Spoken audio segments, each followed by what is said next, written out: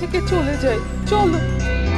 এ কথা বলে মা ও শ্যাম তাদের অন্য বাড়িতে যেয়ে থাকতে শুরু করে এবং রাম ও তার স্ত্রী দোকানে লুচি বিক্রি করতে শুরু করে।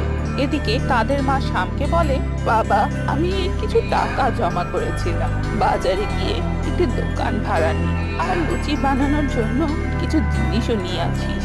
আমরা নতুন ভাবে সব শুরু করব। আচ্ছা মা। শ্যাম মায়ের কথা মতোই কাজ করে। তার মা লুচি বানায় আর সে সবজি, এবং তারা আবার বাজারে লুচি বিক্রি করতে শুরু করে। রাম তো লুচি বানাতে পারত, কিন্তু সে ভুলে গিয়েছিল যে সে সবজি বানাতে পারে না।